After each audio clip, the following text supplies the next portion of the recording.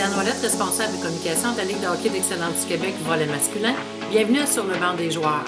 Une activité qui est fort attendue, qui va se dérouler très prochainement dans la région de Québec, c'est le tournoi international Pee-Wee de Québec. Deux équipes qui représenteront les petits remparts qui seront présentés par les As de Québec. Jacob Bonsin, salut Diane, pour les As de Québec, entraîneur. Bonjour, moi je m'appelle Théo Trépanier. Je suis un défenseur pour les Os de Québec. Et nous avons aussi les petits Nordiques qui sont représentés par l'équipe des Can-Am Beauce-Appalaches.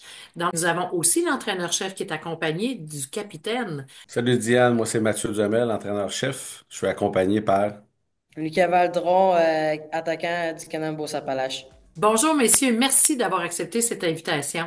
On sait que lorsqu'on représente les petits remparts ou les petits nordiques, évidemment, ça l'amène quand même plusieurs activités durant cette préparation-là qui vont vous amener au tournoi Pee-Wee de Québec. En fin de semaine, d'ailleurs, il y a un match de saison de la LHEQ qui va se dérouler à Stoneham.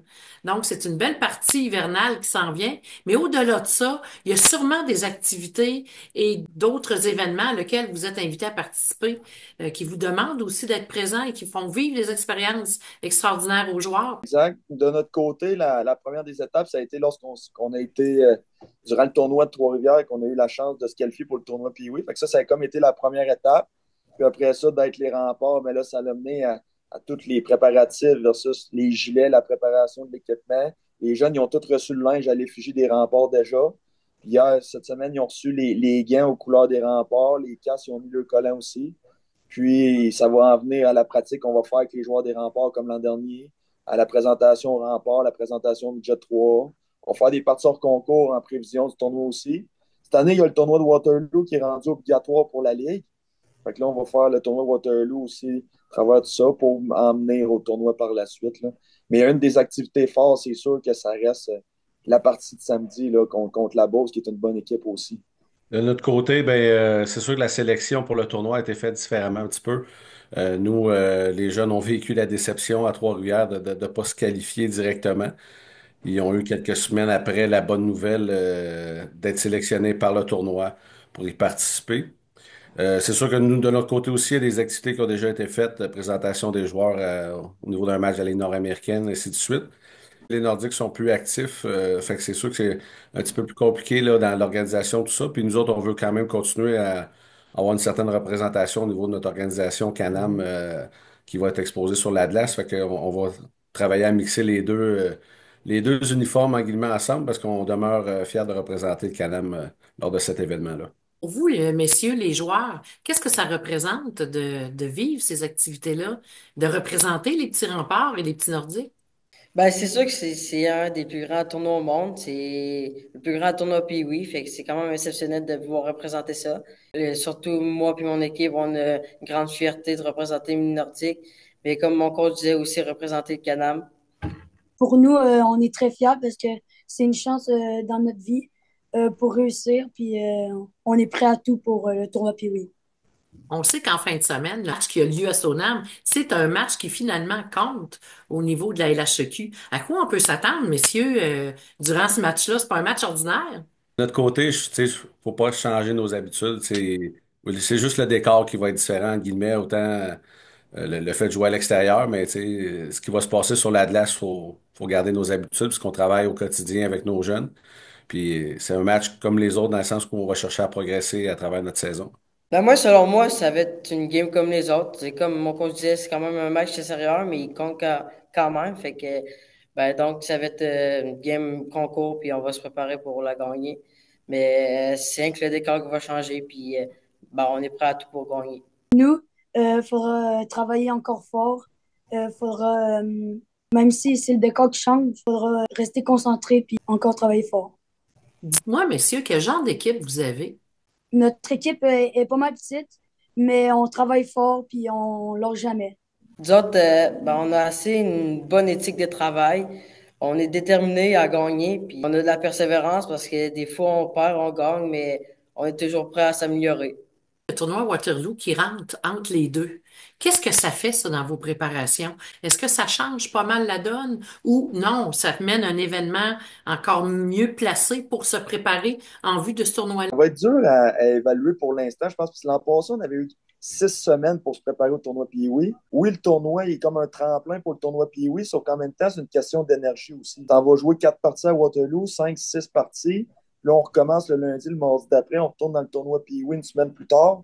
C'est plus ce côté-là, l'énergie, comment on va gérer ça, la planification, plus de ce côté-là que le côté hockey. Parce que le côté hockey, oui, c'est un aide pour le tournoi Pee-Wee, sauf qu'en même temps, l'an passé, on avait eu 2 semaines de repos de plus, vu qu'on n'avait pas préparé un autre tournoi.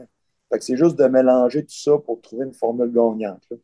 Il ne faut pas oublier là, que les jeunes, le tournoi Pee-Wee de Québec, il a une importance capitale, mais moi, je tape beaucoup sur le fait depuis le début d'y aller de semaine en semaine. On a vraiment sectionné notre saison. Là, on parle beaucoup plus dans notre préparation vers le tournoi de Waterloo que celui de Québec, justement, pour essayer de garder terre à terre. Moi, mon point de vue par rapport à ça, c'est que oui, le tournoi PO Québec, c'est un super bel événement, puis il va être marquant dans leur vie, mais à la fin de la saison, comme entraîneur, on veut qu'ils aient progressé de semaine en semaine, de vivre chaque événement pour leur valeur. Tu sais, le tournoi Waterloo demeure Mhm. un très beau tournoi POE, qui est une très belle valeur avec la qualité des équipes qui vont avoir là en plus. C'est pas un événement banal pour moi, fait qu'il fait partie de notre horaire, fait partie de notre cédule, puis on veut progresser puis performer à chaque semaine. Et pour vous, les joueurs, est-ce que c'est facile de rester terre à terre comme les entraîneurs vous demandent de faire quand on le sait que dans quelques temps, quelques semaines, on s'en va à ce tournoi international Pee-Wee? Ben, pour moi, ça va parce que comme le coach dit, on s'est habitué par semaine, chaque match par chaque match. Donc, on se concentre plus sur le match qui s'en vient plutôt qu'après au tournoi. C'est vrai que c'est quand même, tu dis que je m'en vais jouer au tournoi Pays de Québec, mais pour quelques-uns, ça doit être, ben, il va plus se concentrer sur le tournoi Waterloo qui s'en vient. Mais peut-être plus d'autres qui vont se concentrer sur le tournoi à Pays de Québec, mais d'après moi, la majorité va plus se concentrer sur lui de Waterloo. Nous, on n'est pas stressé. Faut jouer game par game. Faut rester allumé pour toutes les games qui arrivent puis le tournoi à Waterloo. Les C'est vrai pour, entraîneurs, vous constatez ça, qu'il y a de la maturité dans vos équipes? Ben, en tout cas, je vais parler pour mon groupe là, cette année. C'est justement un élément tu sais, en guillemets, l'autonomie. Tu sais, il ne faut pas oublier les pays, c'est le premier année au secondaire, hein, il y a une grosse transition. C'est vraiment développer justement ce côté maturité, autonomie du groupe. Puis à date, ça va très très bien. Fait que tu sais, je suis pas surpris d'entendre Lucas parler de même. Je pense que c'est assez généralisé dans notre groupe, mais c'est sûr qu'on la sent, l'énergie, la nervosité. Des fois, j'ai des questions qui sortent à gauche puis à droite, mais ça demeure les enfants. Il faut les écouter puis en parler de ça, puis justement les accompagner là-dedans, dans ce cheminement-là. C'est un bon défi de gestion d'émotions, hein, messieurs? C'est de Mhm. rester dans le moment présent, mais en étant conscient qu'on fait en même temps des activités qui vont mener au tournoi Pee-Wee. C'est juste ça qu'il faut essayer de séparer des fois parce que, comme à matin, mettons, je donne un exemple, on a reçu nos nouveaux gants, mais on joue à 2h15 contre Lévis tantôt. Fait que c'est de rester dans le moment Ouais. présent qu'on a un match tantôt, tout en profitant des choses qui vont mener au tournoi Pee-Wee aussi. Mais c'est d'aller chercher un peu ça avec les joueurs, de rester, avoir cette émotion-là en face au tournoi Pee-Wee. Mais là, on a un tournoi à jouer aussi dans 2 semaines. Ce tournoi-là, il est important en même temps. C'est de jouer dans tout ça à chaque jour. C'est ça le défi. C'est quoi la LHEQ pour vous, messieurs? Toutes des très bonnes équipes de hockey. Tu t'affrontes contre du monde du Québec, c'est impressionnant. Vous savez, vous êtes la porte d'entrée, hein? On commence par le M13-3 quand on arrive à la LHEQ. Je vais oser vous demander, qu'est-ce que vous aimeriez dire aux joueurs qui hésitent de venir se joindre aux équipes de la LHEQ? Pour notre équipe, il y a toujours place à des nouveaux joueurs. J'aime vraiment ça jouer avec cette organisation-là. On pratique à chaque jour, c'est vraiment le fun. Pour moi, c'est toutes les équipes du Québec. Tu es dans un des meilleurs niveaux. Même à ça, tu n'as rien à perdre. C'est sûr que tu es pris dans l'équipe ou tu ne l'es pas, mais au moins tu pourras dire que tu as fait le camp des élites. Tu as été fier de le faire, le camp. L'avenue, mettons, pour les As, pour nous autres, ce qui est avantageux, c'est que tu es sûr d'arriver dans un encadrement qui est élite, dans des installations qui sont élites, puis t'assurer qu'à chaque jour, tu peux devenir un meilleur joueur de hockey. Parce qu'on va s'assurer après ça que toutes les choses qu'on va faire au quotidien, ça soit le meilleur pour toi. Pas le meilleur pour l'équipe, mais le meilleur pour le jeune à la fin de la journée. C'est un peu ça qu'on essaye au M13 Elite. C'est comme la fondation. C'est le début du secondaire. Le M13 Elite, pour moi, c'est un des calibres les plus importants dans la LHEQ. C'est là qu'on peut donner des valeurs à des jeunes. Puis c'est quoi le projet qu'on a pour toi pour faire un joueur de hockey, si Mhm. c'est ça tes objectifs? en fonction de l'école, en fonction de ton comportement, en fonction de tes valeurs, en fonction. C'est comme un tout. Mais c'est un calibre qui est hyper important, puis je pense que c'est une belle porte d'entrée pour le hockey futur après ça, à Québec en tout cas. Totalement d'accord avec ce que Jacob vient de dire. Pour moi, c'est l'école de la vie. Tu sais, si t'es quelqu'un de compétitif, si t'es quelqu'un de passionné, c'est un calibre de jeu qui va nourrir ces deux volets-là. Puis chaque organisation met beaucoup d'emphase sur l'aspect académique. On veut des personnes élites, puis c'est aussi l'élite académique. Dans un système sport-études où tes matières sont condensées, fait que ça te prend une approche élite là-dedans aussi, une rigueur, une constance. Pour moi, c'est l'école de la vie qui se transpose à un jeune âge, qui peut être bénéfique à long terme.